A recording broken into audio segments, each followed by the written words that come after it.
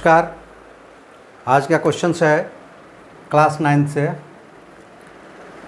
और ये क्वेश्चन है ए kite in the shape of A square with A diagonal 32 centimetre and N isosceles triangles of base 8 centimetre and side 6 centimetre each to be made of 3 different shades means colors. How much paper each shade has been used? कहता है कि एक kites है। चलो हिंदी में देख ही लेते हैं इसको तो समझ में आ ही जाएगा।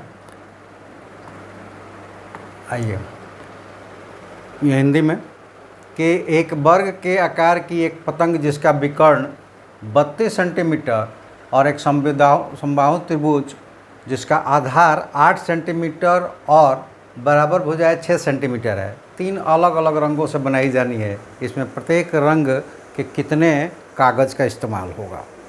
तो चलिए पहले शेप को देख लेते हैं और ये एरिया एंड पेरीमीटर और एरिया से रिलेटेड है और बड़ा ही इम्पोर्टेंट क्वेश्चन है 9th क्लास के लिए। चलिए तो देख लेते हैं पहले शेप को।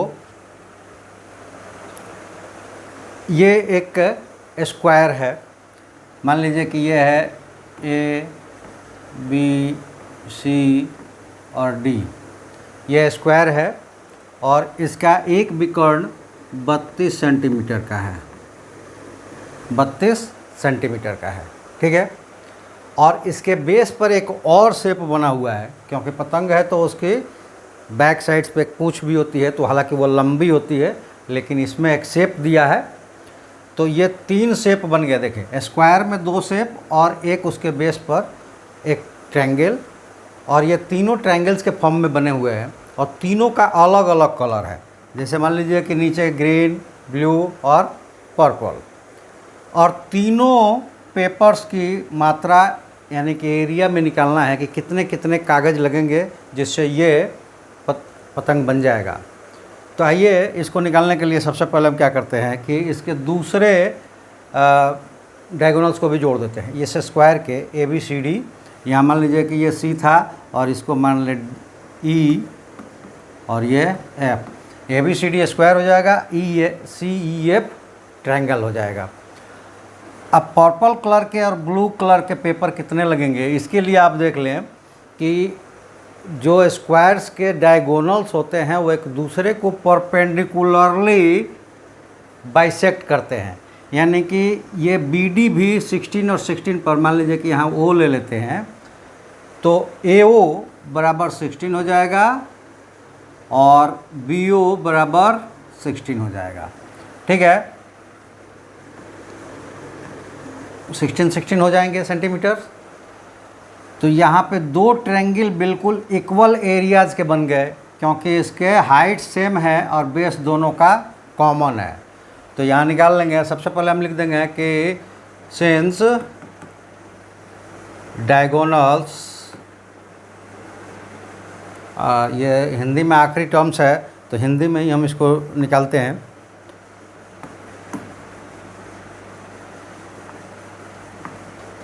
यहाँ पे हो जाएगा, चूँकि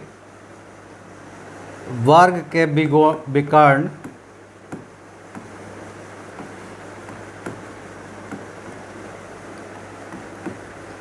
एक दूसरे को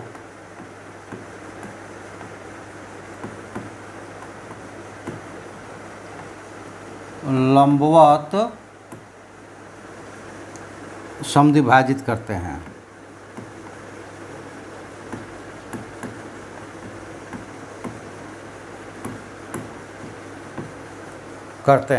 ये देखिए हमको लिखना क्यों पड़ रहा है, ये बताने से भी हो जाता है, याद रखते आप समझ जाते, बना लेते खुद से।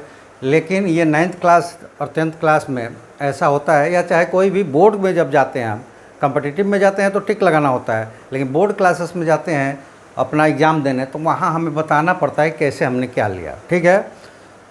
तो इस तरह से कर्ण के विकर्ण एक दूसरे को लंबवत समद्विभाजित करते हैं। तो अगर हम ए बी सी डी और बी डी सी को दोनों ट्रायंगल को देखें तो ये दोनों ट्रायंगल एरिया के रूप में एक दूसरे से समद्विभाजित हो चुके हैं। तो इसलिए लिख लेंगे कि therefore area of triangle A B D that is equal to area of triangle B C D, और दोनों के एरिया बराबर होंगे, यानी कि दोनों भाग में पेपर्स की जो मात्रा होगी यानी कि उसकी एरिया जो होगी वो बराबर आएगी। इसलिए पर्पल कलर, ये उसको हिंदी में बैगनी कहते हैं, बैगनी एवं नीले रंग की कागज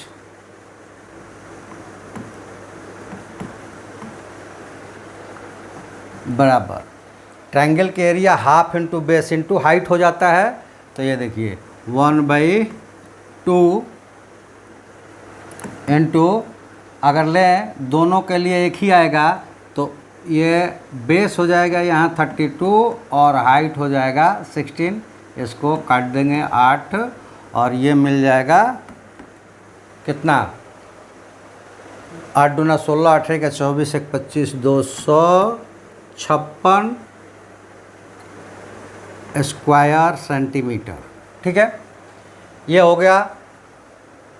पर्पल और नीले कलर के कागज़ कितने लगेंगे, तो 256 स्क्वायर सेंटीमीटर, 256 स्क्वायर सेंटीमीटर। अब आते हैं इस पे, तो यहाँ एक परपेंडिकुलर ड्रॉ कर लेते हैं पहले। ये परपेंडिकुलर हमने ड्रॉ कर लिया CP, ठीक है।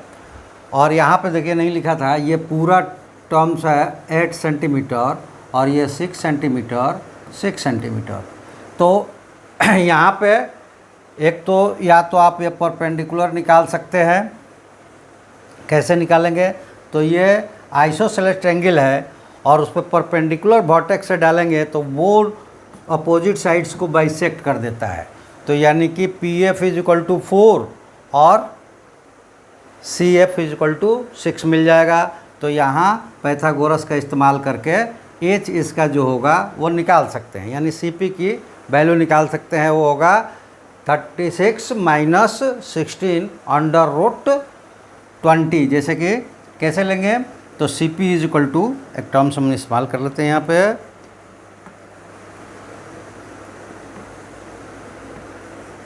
ये हो जाएगा CP = √CF² - PF²।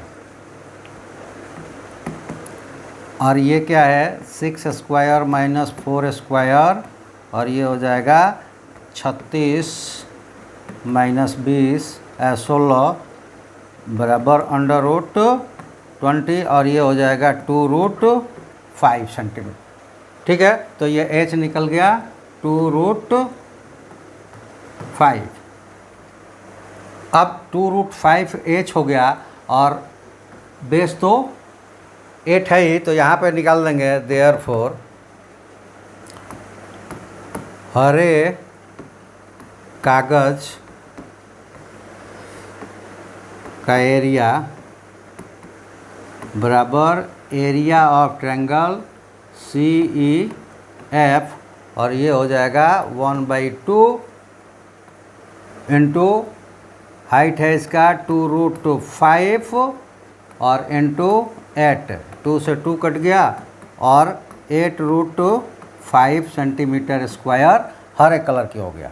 यानी कि तीनों कलर के अलग अलग कितना लगेंगे, आंसर आपका हो जाएगा purple colour 256 square centimetre, blue यानी कि नीला 256 स्क्वायर सेंटीमीटर और ये हरा जो है वो 8√5, चाहे तो √5 को उसके वैल्यू रख के और मल्टीप्लाइड कर सकते हैं, जो 2 पॉइंट समथिंग आता है 2.54 और उसमें 8 से मल्टीप्लाइड कर देंगे तो ये लगभग 20 पॉइंट समथिंग आएगा इसका आंसर, 21 पॉइंट्स। तो वो नहीं भी लिखेंगे तो भी चलेगा। तो ये तीनों कागज़ का आंसर्स लिख देंगे, ये आपके आंसर्स हो गए। अगर आपको अच्छा लगा हो तो आप चैनल्स को लाइक सब्सक्राइब शेयर कीजिएगा, और अगर चाहते हैं कि आपके क्लास का पूरा कोर्स आपको एक ही जगह मिल जाए तो इस साइट्स पे जाइए, इस ऐप को डाउनलोड कीजिए, साइन अप कीजिए और अपने कोर्स चुनिए और वहाँ अपने सारे कोर्स, वहाँ कुछ फ़ी लगेंगे, वो फ़ी जमा कीजिए और सारे कोर्स वीडियो के माध्यम से आपको वहीं पे मिल जाएगा। तो चलिए आज के वीडियो में इतना ही। आप वीडियो को लाइक सब्सक्राइब शेयर कीजिए, यही आशा है। आपसे आप आज विदा लेते हैं। Thank you. जय हिंद।